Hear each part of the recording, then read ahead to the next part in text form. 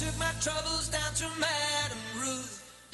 You know that gypsy with the gold cap tooth. 제가 그렇게 성훈이한테 불리나요? 피 흘리는 병 때문에 그러는 거잖아. 네가 복싱에 대해서 뭘 알아? Love potion number 9. I told her that I was a flop with chicks. I've been this way since 1956. She looked at my palm and she made a magic sign. 7 little bottles of love potion number 9. I held my nose, I closed my eyes, I took a drink. I didn't know if it was day or 네, 두 번째는 태양은 없다입니다. 대략 한 1년 6개월, 2년 뒤에쯤에 나오게 된 비트에 이어지는 그리고 당시로서 굉장히 큰 화제작이었었죠. 네, 비트의 엔딩과 전체적인 분위기가 좀 암울했다고 생각을 했는지 김성수 감독이 대놓고 좀 밝은 청춘 영화를 만들겠다 이렇게 선언하는 것처럼 보이지만 사실은 이 청춘도 못지않게 제목이 일단 태양은 있다가 아닌데요. 네. 네, BTS 정우성 씨도 인상적이지만 이 영화에서 정우성 씨, 또 여기서 또 이제 버디 무비이기도 하고, 네. 또 저는 사실 이정재 씨가 나온 영화 중에서 가장 좋아하는 연기 중에 하나가 또 이 영화에서의 이정재 씨의 모습이에요. 네. 그때까지 두 사람에 대해서 우리가 갖고 있는 고정 이미지를 약간 뭐라 그럴까요? 기분 좋게 배신했다고 그럴까요? 이 영화가 그랬었는데, 네. 일단 그 이때까지의 이정재 씨의 이미지를 보게 되면 90년대 중반 이때의 그 이정재 씨의 이미지는 예를 들면 영화로만 따진다면 젊은 남자, 불새 이런 것처럼 성공을 향해서 야망을 불타면서 강남의 어떤 화려한 거리를 누비는 그런 아주 굉장히 멋진 남자 이런 이미지였거든요. 거의 똑같은데요? 다만 여기서는 이제 그것이 반대쪽에 허세이면서 네, 어떻게 보면 굉장히 초라한 반대쪽의 남자를 연기하고 있는 헤어스타일도 비슷하긴 한데 굉장히 한쪽은 진정한 부의 헤어스타일이라면 이쪽은 그렇죠. 허세 가득한 헤어스타일. 허세 가득하죠. 같은 올백이지만. 그렇습니다. 그러면서 이제 그런 굉장히 멋진 이미지를 가졌던 그런 배우를 가져다가 굉장히 초라한 노점 같은 데서 포르노 비디오 테이프나 팔고 이런 초라한 남자로 바꿨단 너 말이에요. 형님이라고 부르지 말랬지? 그 도철도 마찬가지입니다. 이 정우성이 등장하게 되는데 이 정우성 하면 등장하는 이미지는 바로 저희가 말씀드렸던 비트의 그런 이미지이고 비트 바로 전에 찍었던 영화가 본투킬이잖아요. 그 두 영화는 정말 멋지게 오토바이를 타는 그런 그 정우성 씨의 모습이 멋진 영화였는데 이 영화에서 오토바이를 타고 하는 것은 배달을 하기 위해서 오토바이를 탄단 말이에요. 그래도 멋있어 근데. 심지어는 그것도 멋있는데 근데 이 영화 속에서 어쨌건 오토바이는 생업의 수단이라는 것이죠. 그런 면에서 본다면 우리가 너무 잘 알고 있는 90년대 말쯤에 가장 외모도 뛰어나고 핫한 두 배우를 데려다가 정반대의 맥락으로 써먹고 있고 우리가 못 보았던 배우의 모습들을 보여준다는 측면에서 당시에 이 캐스팅이 굉장히 신선했던 거죠. 그렇죠. 이정재 씨는 게다가 모래시계에서의 맞아요. 역할이 네. 굉장히 과묵하고 네. 말 한마디 없이 맞아요. 그 자신의 지켜야 할 사람을 끝까지 지켜내는 그런 역할이었는데 여기서는 전혀 지키지 않죠. 아무도 지키지 않고 늘 배신의 아이콘인 채로 남아 혼자 있는 살기도 사람입니다. 바빠요. 그렇죠. 근데 이 영화에서 이제 이정재 씨는 미워할 수 없는 건달 뭐 이런 정도로 미워해야 봐야 되겠던데요. 너무 미운 미운가요? 짓을 많이 해가지고. 예를 들어서 이제 제가 좋아하는 장면은 어떤 건가 하면 뭐 실제 영화에서 그런 장면이 워낙 많기도 하지만 복서인이가 친구가 도철이 이제 비 오는데 그 섀도우 복싱을 하면서 뛰지 않습니까? 차로 옆에서 운전하면서 따라다니면서 마치 중계를 한 해설자와 그 이제 진행자인 것처럼 1인 2역으로 연기를 하는 부분이 있는데 네. 그런 부분이나 네. 그다음에 이정재 씨가 예를 들면 뭐 이렇게 위에만 양복을 걸친 상태에서 혼자서 기분 좋아서 춤을 추는 장면이라든가 CF 장면이죠 거의. 그렇죠. 그다음에 두 사람이 거울을 보고 혹은 또 링 위에서 같이 이렇게 서로 각자 춤을 추는 장면 이런 장면들은 그 장면이 뜻하는 굉장한 의미 같은 것은 없다 할지라도 이 영화가 그려낸 어떤 부분들을 선명하게 몇 가지 이미지로 요약해서 보여주는 실제로 영화에 굉장히 잘 어울리는 그런 멋진 장면들인 것 같아요. 사실 최근 연예계에서 가장 또 절친으로 유명하신데 이때 처음 이때 만나서 그랬었죠? 우정을 쌓았던 네. 영화였는데 처음에는 둘 다 말이 없어가지고 고생을 많이 했다고 하는데 어쩌면 이 영화를 만들면서 실제 이 사람이 친해지는 것처럼 두 사람이 친해지지 않았다는 역사가 또 보이기도 해서 재밌는 부분이 있는 것 같고요. 이정재 씨는 사실은 이런 식의 막 허세 가득한 말 많고 이런 역할들에 너무 최적화된 느낌 같은 게 있는 게 실제 강남에 저 당시에 저런 사람이 살고 있었을 것 같은 그런 느낌 같은 게 있잖아요. 그리고 저 헤어스타일, 저런 누군가를 이렇게 사기치기 위해서 뭔가 말을 할 때 표정 같은 것들을 너무 취재를 잘한 것 같은 느낌이 있습니다. 네. 그리고 또 정우성 씨는 이제 화내는 연기를 할 때 같은 말을 반복하면서 화를 내는 어떤 그런 특유의 연기 같은 게 있는데 그게 이 영화에서 굉장히 잘 어울리는 부분도 있고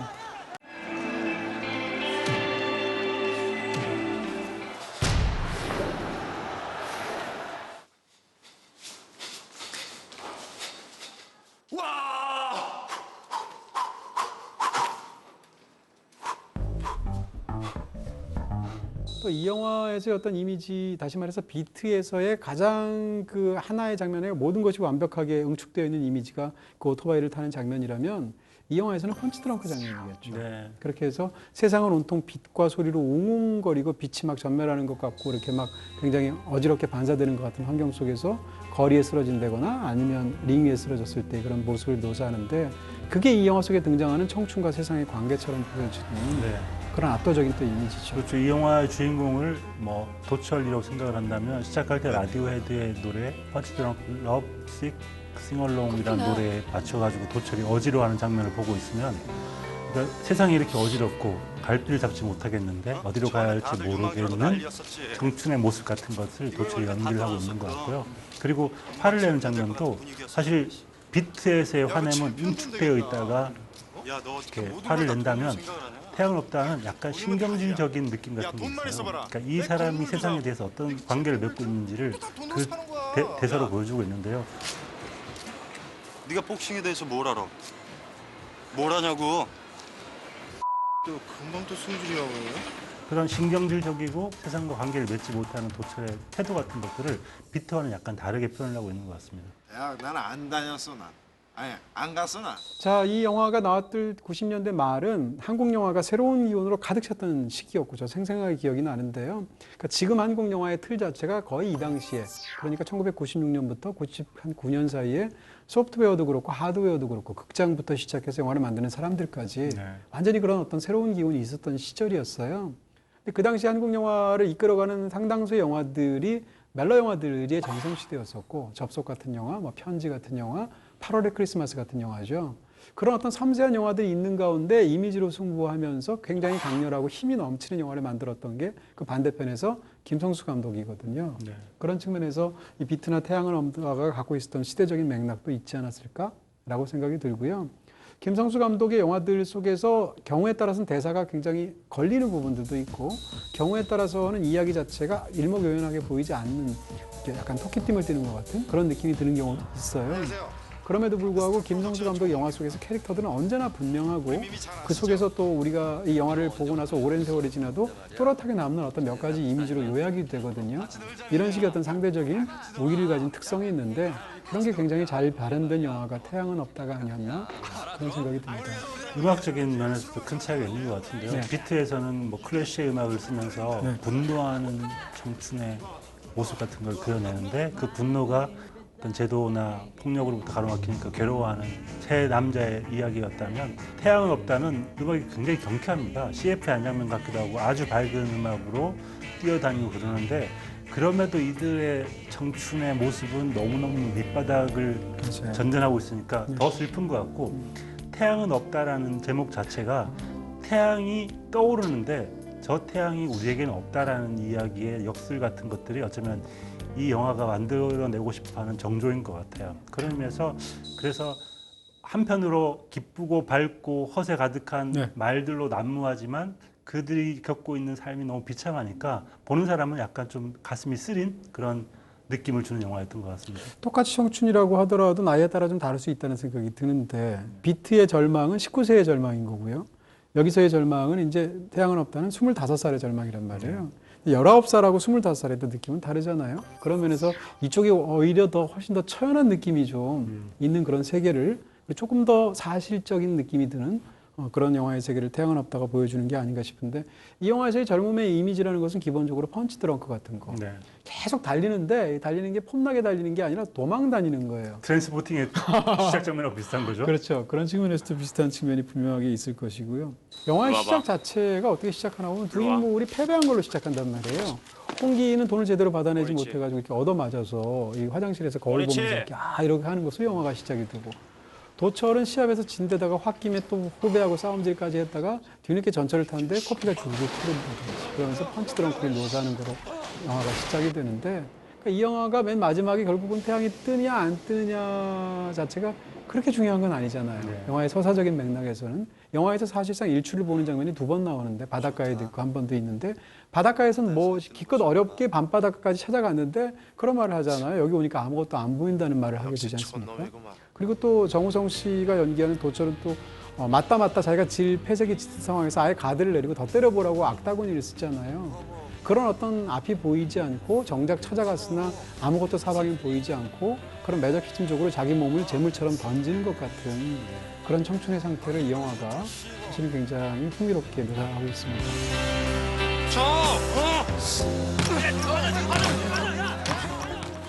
벽이 가로막혀 있기 때문에 네. 도철 같은 경우에는 나를 그냥 때려라, 가드를 내리겠다, 맞아주겠다라고 표현을 하는 것 같고요.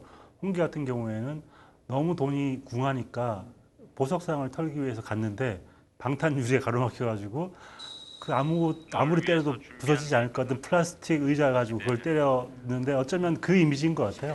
방탄 유리가 우리 앞에 놓여 있는데 우리가 내려칠 수 있는 건 플라스틱 의자밖에 없어서 그걸로 계속 내려치고 있는 처절한 모습 같은 것, 이 두 사람의 모습이어서 보는 사람은 좀 웃기죠. 왜냐하면 저게 안 깨질 걸 뻔히 아는데 하지만 때릴 수밖에 없는 그들의 심정 같은 것들이 어쩌면 이 절절함의 근원인 것 같습니다. 그 다음에 이제 더 좋은 방법을 보여주긴 하죠. 그래서 사실 저는 그 보석성 터는 장면이 굉장히 훌륭하게 멋지게 연출된 좋은 장면이라고 생각하고 또 뒤에 이제 또 슈퍼 터는 장면들도 굉장히 좋아요. 그래서 어떻게 그런 장면들을 보실 수 있는데 저는 이 두 인물이 어디서 왔을까 이렇게 생각을 해보면 당연히 비트의 연장선상인 것처럼 보여요. 다시 말하면 비트의 민이 나이 들은 것이 도철처럼 보이고 비트의 환규가 나이 든 게 홍기처럼 보이기도 합니다. 약간 외국 영화도 떠오르는데 midnight 카우보이라는 굉장히 훌륭한 영화가 있죠. 네. 거기에 나왔던 저스틴 호프만하고 굉장히 비슷한 캐릭터가 홍기처럼 보이고요. 그다음 또 아이다호에서 리버 피닉스가 나왔잖아요. 리버 피닉스가 기면증 때문에 수시로 이렇게 정신을 잃거나 잠에 빠지게 되는 상황이 나오게 되는데 이 영화 속에 도철하고도 굉장히 비슷한 측면이 있어요. 그렇죠. 그런 면에서 이런 인물들을 다른 어떤 영화들하고 연결해서 한번 떠올려 보시는 것도 흥미롭지 않을까 싶습니다. 네. 그 홍기가 계속 네. 극 중에서 내가 몇 년만 있어봐, 몇 년 만에 내가 저 빌딩을 산다라고 하는데 그게 이들 나이를 생각해보면 30살이거든요. 두고 봐라. 6년이다 6년. 내가 이 건물 갖게 되는데 길어야 6년이야. 30살이 될 때까지 내 인생에 승부를 걸겠다. 그 이후로는 끝이다라고 얘기를 하는 것 같아요. 그런데 이들은 20대들이 대부분 그런 생각을 많이 하고 저도 그랬는데 30대 이후에는 아무런 삶이 없는 줄 알았거든요. 그때가 되어서 뭔가 이루지 못하면 내 인생은 끝났다라고 생각을 하는데 사실은 인생은 그 뒤에도 훨씬 더 길게 펼쳐져 있기 때문에 어쩌면 그 앞을 보여주고 그 다음에 어떤 일들이 벌어지는지를 보여주는 게 어른들의 몫인데 그런 걸 하지 못했다라는 또 이야기가 홍기의 대사로 또 보여지는 것 같기도 합니다. 네, 극 중에서 이제 90년대 말에서 30억 빌딩이면 굉장히 비싼 거니까 지금도 비싸지만 돈이 많이 들지만 6년 안에 끝내겠다라는 홍기 대사를 보고 있으면 저는 기생충의 최후식 같기도 해요. 네. 돈을 많이 벌겠다는 근본적인 계획을 세웠다고 하지만 네. 그 사실은 굉장히 반대적인 측면이 있잖아요. 네. 영화 속에서도 도철은 또 홍기왕 반대로 이제 권투에 계속 매달리는 이유가 오랜 세월 거기에 매달렸는데 자기의 애초에 판단이 틀리지 않았다는 걸 증명하고 싶어 하죠. 근데 계속 지잖아요. 그런 면에서 두 사람이 결국 꿈이 있다는 것이 이 홍기의 경우에 꿈이 어디 있냐면 경마장에 있어요. 그 다음에 도철의 경우에는 꿈이 어디 있냐면 링 위에 있어요. 근데 경마장과 링에서 이 두 사람 판판이 패배하거든요. 그래서 패배한 다음에 회복하면 다시 또 가서 또 패배하고 패배하는 것이 반복되는 방식으로 이야기가 흘러가기 때문에 사실은 이 영화가 갖고 있는 약간 좀 밝은 분위기가 담겨져 있음에도 불구하고 기본적으로 굉장히 처량한 이야기인 거예요. 네. 그리고 젊음의 이미지라는 건 육체적인 이미지라는 생각이 들어요. 예를 들어서 사실 도철은 권투로 선수로 일하고 있고 홍기는 계속 도망다니고 쫓아다니고 있고 그리고 그 미미 역시 계속 그 모델을 한다든지 이렇게 몸으로 부딪혀서 해야 되는 일들을 하고 있거든요. 근데 청춘의 이미지라는 게 달리고 계속 도망가고 쫓아가는 이미지라는 생각을 하고 있는 것 같고요. 그러는 이유는 현실을 어떻게 탈피하기 위해서 어떻게든 움직여야 한다는 생각을 하고 있는 것 같은데 그게 번번이 가로막히는 좌절 같은 걸 보여주기 위한 방법인 것 같습니다. 그렇습니다. 청춘 영화를 만들면서 학원 열심히 다니고 막 자율학습 열심히 하고 이래가지고 좋은 대학 다큐멘터리를 가고 만들 수 있겠죠. 예. 그렇게 해서 청춘 영화 보면 누가 볼까 하는 생각이 들기 EBS에서 방영하면 되는군요. 네. 네, 그 생각을 못했네요. 한편으로는 네. 그 어떤 식으로든 그 세대나 어떤 그 직업군을 보여주기 위해서는 극단적인 모습을 보일 수밖에 없기 때문에 뭐 작가들 표현할 때 종이를 찢는다든지 네, 그런 걸 네, 표현한다든지 네. 그 어쩌면 청춘의 가장 극단적인 건 뭘까? 달리는 거다라는 생각을 하는 것 같아요. 네.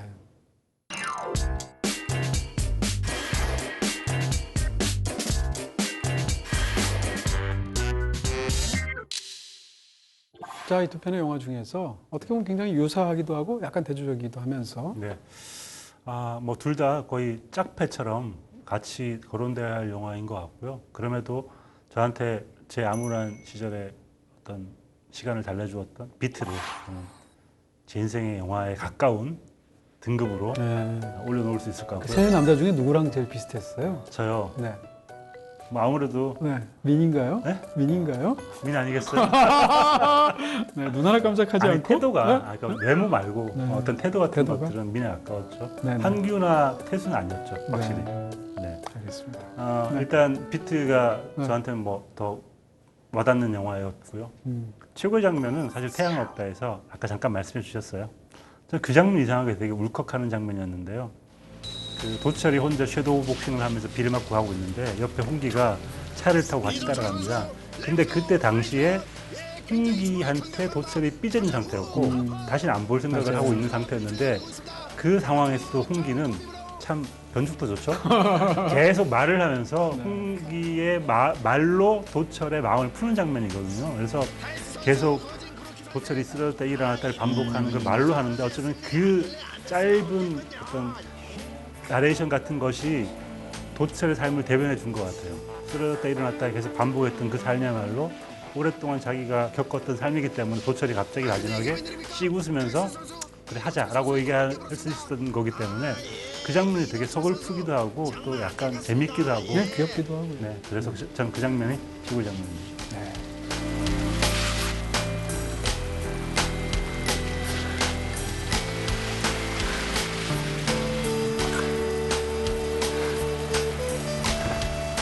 네, 저는 이 두 편의 영화가 굉장히 비슷한데 이런 얘기는 말씀드리고 싶어요. 상대적으로 비트가 훨씬 더 유명하잖아요. 네. 세월이 흐른 상황에서. 근데 태양은 없다도 한번 봐주셨으면 하는 그런 마음이 있고요. 실제로 두 편 중에 제가 더 좋아하는 영화는 태양은 없다입니다. 그런 면에서 저는 이제 태양은 없다를 비트와 함께 추천해 드리고요. 두 편의 그 영화들 중에서 가장 인상적인 장면은 역시 그 비트의 오토바이 장면을 뺄 수가 없을 것 같고요. 사실 영화를 보다 보면 왜 굳이 저렇게 오토바이를 타야 되는 건지 뭐 등등부터 시작해서 지나치게 영화 자체 그 장면 자체가 너무 멋지게만 꾸민 것이 아닌가 이런 생각을 사실 당대 약간 하긴 했었어요.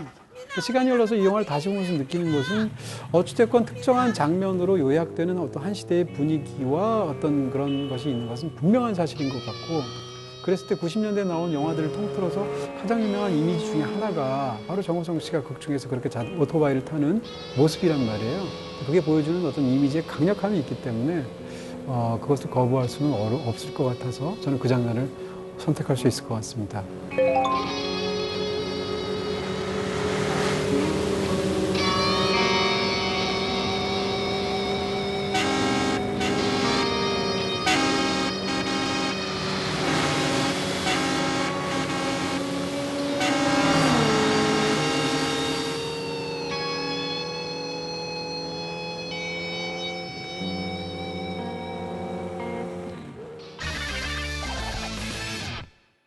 네, 이렇게 해서 오늘은 정우성의 청춘 영화 이 제목을 가지고 두 편의 영화를 소개해드렸습니다. 옛날 생각 많이 나네요. 네. 끝이에요? 아니 갑자기 네. 침울해지고 옛날 생각이 좀 회한에 가득 쌓여가지고 오늘 집에 가가지고 또 한번 그때 가지고 오셨어요? 지금이 더 좋으세요? 지금 나요. 그렇죠. 그때는 정말 네. 30 이후에 아무런 삶이 없는 줄 알았는데 그 이후로 지금 몇 년을 또 산 거야? 글쎄 말이에요. 네. 자, 이 두 편의 영화 모두 BTV에서 보실 수 있고요. 저희는 다음 주에 뵙도록 하겠습니다. 감사합니다. 수고 많으셨습니다. 20년을 또 샀네 진짜. 그러니까 나이 금방 나오잖아요.